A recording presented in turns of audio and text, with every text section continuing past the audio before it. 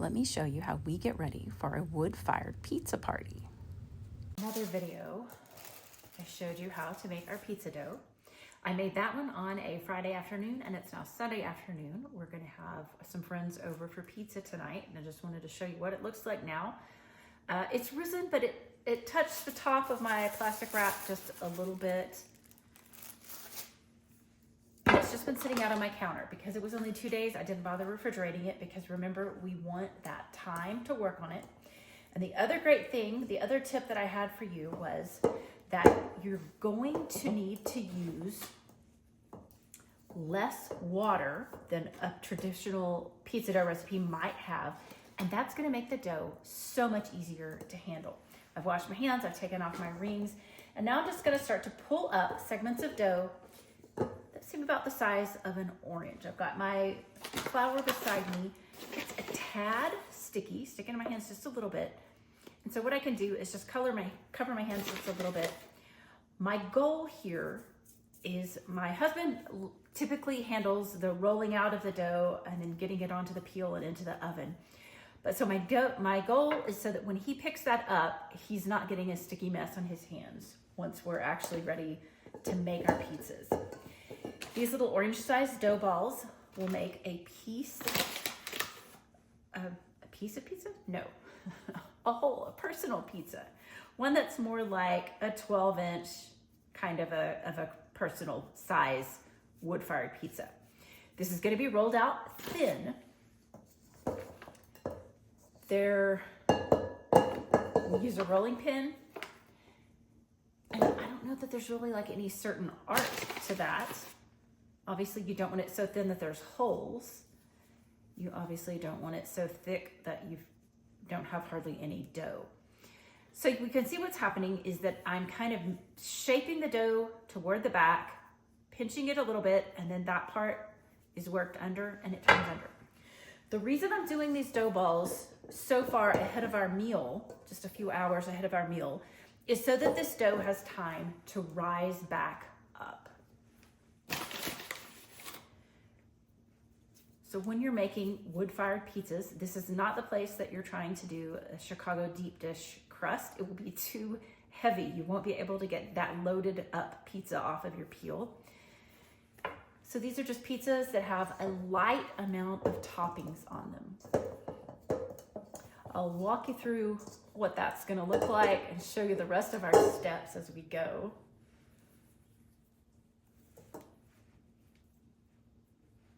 A little sticky, a little flour. Shape it under, just kind of tucking the ends under until the top looks smooth. And that's really strictly for aesthetics. That one's a little big, others are a little small. What we often do is we want to make sure that we've got enough dough for a couple per person. But what we've learned is we usually say, hey, it's your turn to think up the toppings that you want on your pizza. Okay, this one's gotten a little large, so I'm just going to pull off a chunk of dough and make it a little smaller. We give each person an opportunity to say what ingredients they want on their pizza. We put that together, slide in the oven. But then we have a community cutting board that we put the pizza on, and then anybody is welcome to sample the pizza that was just created. So what we've learned about that way is it means that nobody's just sitting hungry until it's their turn to get a pizza made. And it's just kind of fun to taste because you never know what flavor combinations you're gonna find that you really like. Okay, again, that one seemed a little big, so I'm gonna pinch off, put some back in.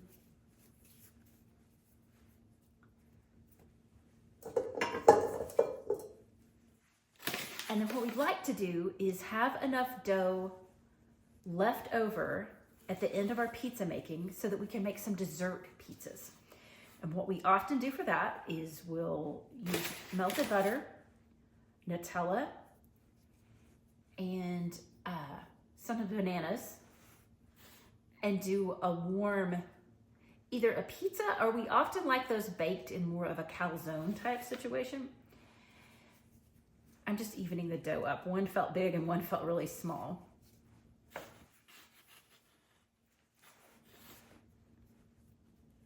For tonight, we are gonna, Our guests are bringing a different dessert, so we're not gonna worry about doing the Nutella banana thing tonight. Okay, how's that? A little more dough there. That's the great thing about doing this method, is that the undersides can be a hot mess. But if the top looks good, you're all right. All right. That's what I've got for dough for tonight. And you can see I've really kept my flour mess to the inside of my pan. It didn't get big, it didn't get huge. And then you need to be able to keep a lid on this of some sort. And so tonight I'm gonna try just a cutting board that sits nice and flat on top of that. That way when my husband's outside working, he can just quickly lift it out and grab a ball of dough, but it's not drying out. There you have it. We'll see you. Oh, I wanna show you kind of how I put my ingredients together to take outside. So we cook our pizzas outside. So I gather everything up in a tray that is all the ingredients, and you're just gonna wanna raid your pantry, your spice cabinet. Here's some things that we like to include. The pizza flour, because you're probably gonna need a little bit more as you roll out your pizza. And I'll always put in a scoop, the rolling pin. You're gonna want pizza sauce. Pasta sauce would work in a pinch, but it's more watered down than the pizza sauce, so this is our preference. We also have someone in our family that likes basil pesto. You can also do Alfredo. Pepperoni, sun-dried tomatoes, banana peppers, artichoke hearts. If you have Italian seasoning, it's great to pull that out either as a topper, or in a minute I'm gonna cook some Italian sausage up and I'll add a little more of that just to give it a little boost in flavor. For Parmesan, we like the actual flaked cheese, and I do buy it shredded just to save me a step, but you don't have to. You can have a fun shredder out for everybody. My husband's grew up part of his childhood in New Mexico, so he loves the diced green chilies, and a can opener for those. White truffle oil. If you've got anybody that likes the funkiness of truffles, this is not something you put on while you're cooking it. It'll be too hot. You put it on, it's a drizzle after your pizza is cooked. Hot honey is amazing. We love arugula, hot honey. A couple of pizza cutters for the different pizzas, because sometimes you'll have two very different pizzas going. I pulled this knife out instead of the second pizza cutter. Never mind, not the knife, two pizza cutters. And then an assortment of forks and spoons. If you have olives, make sure that you're using pitted olives. You don't want anyone to bite into a pit onto their slice of pizza. And here's a few of the ingredients that take a little more prep, but not terribly much. So for fresh mozzarella, thin sliced, and I've already drained it. Cut the package, hopefully enough that I can pop it out here. We love this on our pizzas along with regular mozzarella.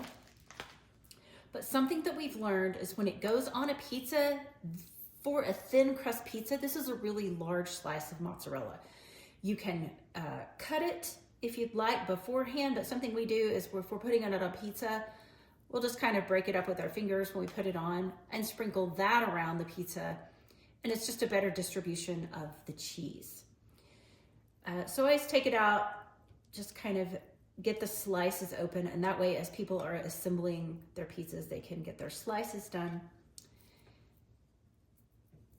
In the beginning of our pizza making journey, one of the first things that we did was I had my book club girls over for pizza night.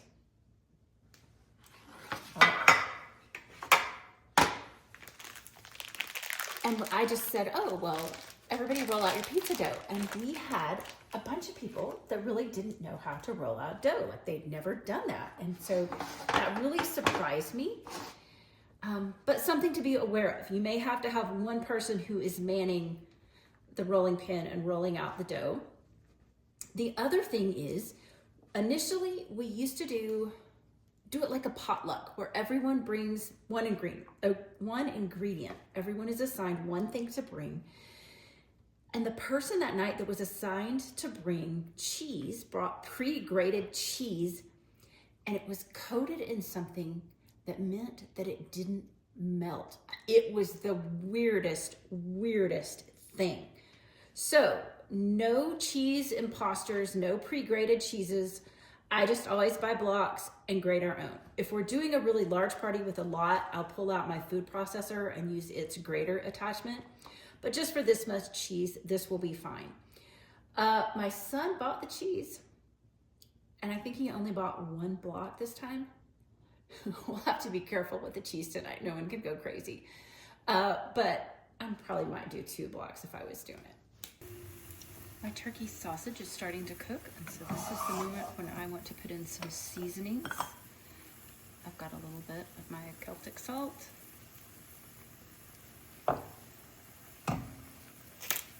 Black pepper. If the sausage that you buy is labeled Italian sausage, it has some seasoning in it, but not necessarily a lot of seasoning. So this is just an organic Italian seasoning.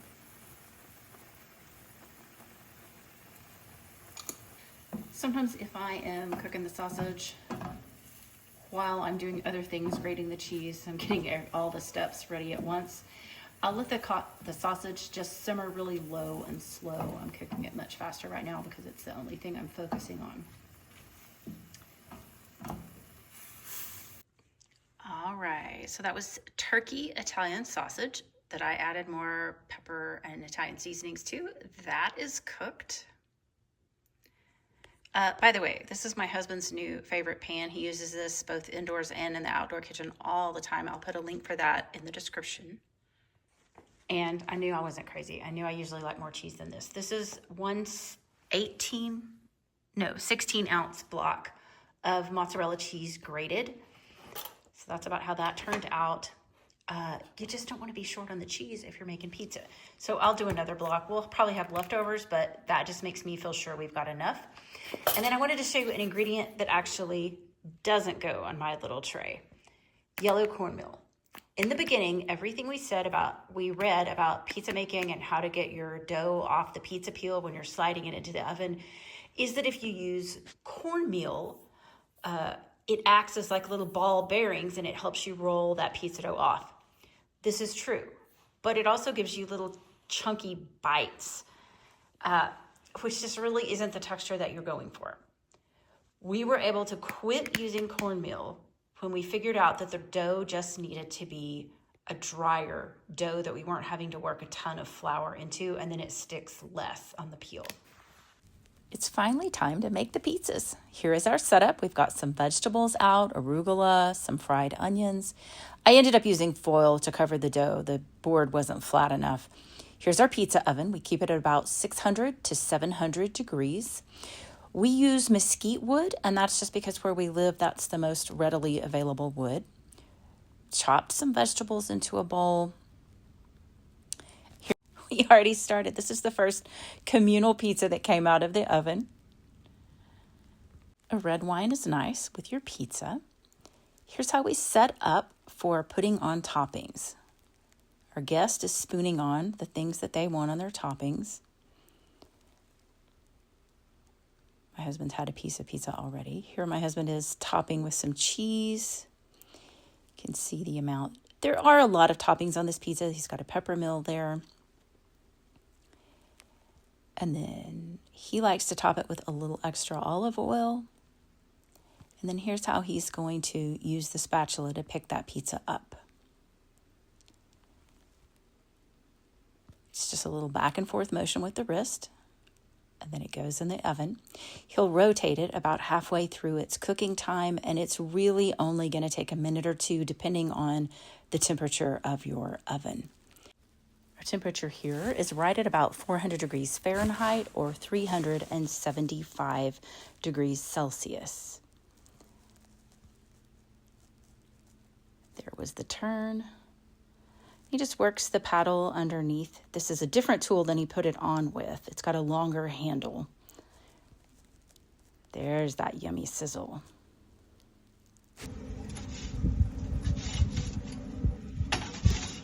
Here he is, just checking again, make sure it's done, taking it out. I made him stop to show me. Love that. And then we walk it over to a board, and hopefully I've gotten the board all cleared off of any previous pieces. My job is to wipe it down and clean it off. And then we cut the pizza and then invite everybody just to take a piece if they want one. Here's one of our guests cutting that pizza for me so I can film it. You can see that I've got the cheese out, the truffle oil is nearby, and there we were topping one with onions. Here's that lift again with the paddle and transferring it into the oven. If we have a gluten-free guest, there is flour on the bottom of that oven, so we always will pull out a cast iron skillet and just let them put their toppings into a cast iron skillet so that they can have a gluten-free option. With those 8 dough balls, we made 6 pizzas and then 2 kind of fold-over breads that my husband created at the end of our meal instead of dessert pizzas. Here's some more of those yummy pizzas that we made, lots of different toppings. I hope that you have a great pizza party of your own. Let us know how it goes.